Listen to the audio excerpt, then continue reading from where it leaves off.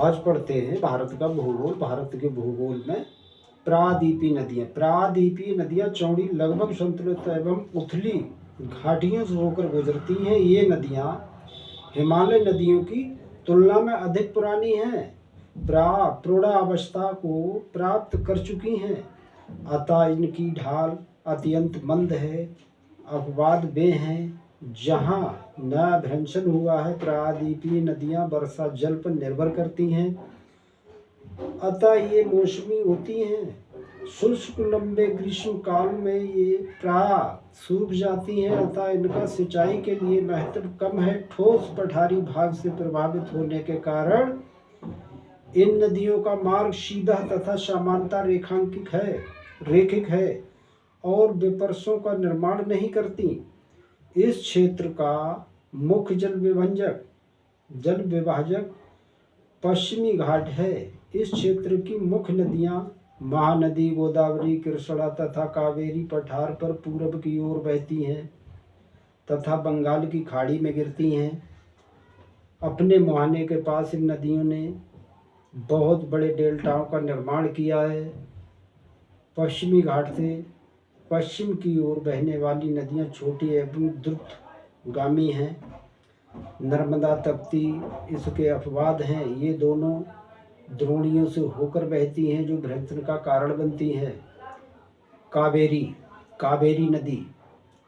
नदी पश्चिमी घाट की ब्रह्मगिरी श्रेणी से कर्नाटक में मिलकर कर्नाटक व तमिलनाडु राज्य से बहती हुई कावेरीपुरम के पास बंगाल की खाड़ी में गिरती है। इसकी प्रमुख सहायक नदियाँ भवानी, नोएल, अमरावती आदि हैं। कृष्णा नदी महाबलेश्वर महाराष्ट्र के पास से निकलकर महाराष्ट्र, आंध्र प्रदेश, कर्नाटक से प्रभावित होती हैं। प्रमुख सहायक नदियों में कोयना, भीमा, मालप्रभा, तुंगभद्रा आदि हैं। सिंचाई एवं विद्युत उत्पादन की दृष्टि से कावेरी बेसिन भारत की सर्वाधिक विकसित क्षेत्रों में से एक है। गोदावरी प्रायद्वीपीय नदियों में सबसे बड़ी गोदावरी है, जो महाराष्ट्र के नासिक जिले में पश्चिमी घाट के त्र्यंबक स्थान से निकलकर 1465 किलोमीटर बहने के बाद आंध्र प्रदेश के तट पर बंगाल की खाड़ी में गिर जाती है।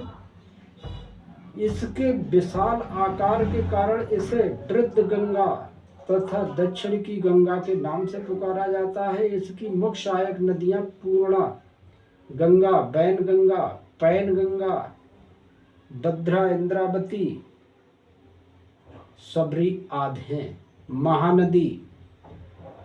महानदी छत्तीसगढ़ के रायपुर में सिहावा के निकट से निकलकर उड़ीसा से बहती हुई बंगाल की खाड़ी में मिल जाती है।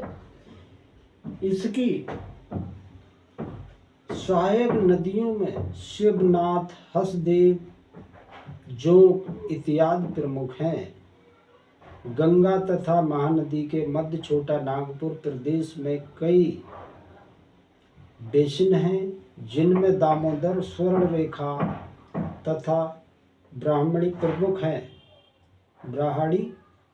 हैं। नर्मदा एवं तप्ती पश्चिम की ओर बहने वाली प्रायद्वीपीय नदियों में नर्मदा एवं तप्ती अत्यधिक महत्वपूर्ण है। नर्मदा मध्य प्रदेश में अमरकंटक की पहाड़ियों से निकलकर पश्चिम की ओर बहती हुई भड़ोच के पास अरब सागर में गिरती है। सतपुड़ा और विंध्याचल श्रेणी में मध्य भू भ्रंश घाटी से बहती हुई ये संगमरमर की चट्टान में खूबसूरत महाखड्ड और जबलपुर के निकट धुआंधार जल प्रताप बनाती हुई अरब सागर में मिलने के पूर्व 27 किलोमीटर लंबा ज्वार नदमुख बनाती है, जबकि तप्ती मध्य प्रदेश के बैतूल जिले से निकलकर नर्मदा के समानांतर बहती हुई गिरती है। साबरमती एवं माही पठार के उत्तरी पश्चिमी भाग का जल अपवहन साबरमती एवं माही नदी करती है। साबरमती अरावली पहाड़ियों से निकलकर दक्षिण पश्चिम की ओर बहती हुई अरब सागर में गिरती है, जबकि माही उदयपुर के पूर्व से निकलकर मध्य प्रदेश, राजस्थान, गुजरात से में प्रभावित होकर खंबात की खाड़ी में समुद्र में मिल जाती है। उपयुक्त नदियों से अतिरिक्त प्रायद्वीपीय पठार के तटीय भाग में बहुत सी तटीय नदियां हैं। पश्चिम घाट के पश्चिमी पार्श्व पर लगभग 600 छोटी नदियां हैं। उनके मैदान अत्यंत ही संकरे बहाव, तेज तथा तल समानता खड़े ढाल वाले हैं। नदी बहाव प्रवृत्ति। नदी में बहने वाले जल की मात्रा पूरे वर्ष एक समान नहीं रहती। इसमें ऋतुओं के अनुसार बदलाव आता रहता है। एक नदी चैनल में वर्ष पर्याप्त जल के रूप को नदी बहाव प्रवृत्ति कहा जाता है। हिमालय से निकलने वाली नदियां बारहमासी होती हैं, क्योंकि इनका स्रोत बर्फ पिघलने से हिमानी से भी होता है। साथ साथ वर्षा जल तो वर्षा ऋतु में होता ही है। इसके विपरीत प्रायद्वीपीय नदियां वर्षा वाहिनी नदी होती हैं, क्योंकि इनका स्रोत हिमनद है। प्रायद्वीपीय नदियां पूर्णतः वर्ष भर जल पर निर्भर करती हैं और इसमें व्यापक उतार चढ़ाव होता है।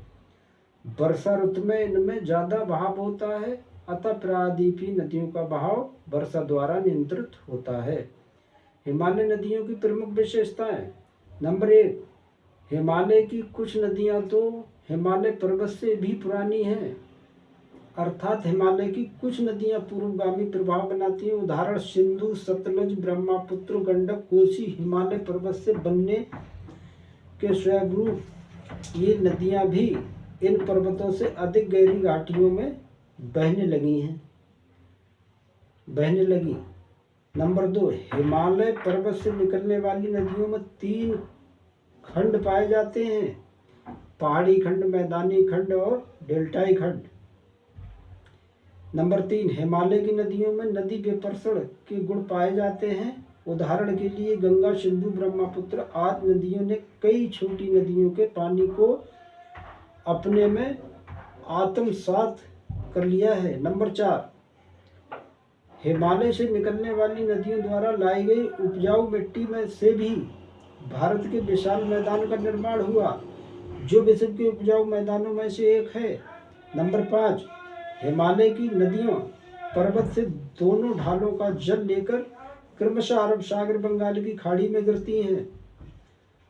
अधिक वर्षा और हिम के कारण इन नदियों में सदैव जल भरा रहता है। उत्तर व दक्षिण भारत की नदियों की तुलनात्मक विवरण। उत्तर भारत तथा दक्षिण भारत की नदियों में निम्नलिखित अंतर पाए जाते हैं। नंबर 1, उत्तर भारत की अधिकांश नदियों का उद्गम हिमालय के हिमाच्छादित प्रदेश अथवा हिमनदों में स्थित हैं। अब उन्हें वर्ष भर जल प्राप्त होता रहता है। ब्रह्मपुत्र नदी खास बात यह है कि यह वर्ष भर जल से लबालब भरी होती है और प्रायः असम के सभी जिलों से होकर बहती हुई। हालांकि इस जल की अधिकता के कारण असम में प्रायः बाढ़ का प्रकोप बना रहता है। सदा नीरा ये सदाबहानी है, जबकि दक्षिण भारत की नदियां स्रोत पठारी भाग में होने के कारण केवल वर्षा में ही उनसे जल प्राप्त होता है, अतः ये मौसमी प्रकृति है। नंबर 2, उत्तर भारत के हिमालय से निकलने वाली नदियां अभी अपरिपक्व युवा अवस्था में हैं, अतः भी ये अपनी घाटियों के विस्तार में संलग्न हैं। जबकि दक्षिण भारत की नदियों ने अपने आधार पर तल को प्राप्त कर लिया है, अतः उनकी वाहिकाएं सुनिर्धारित व दृढ़ हैं।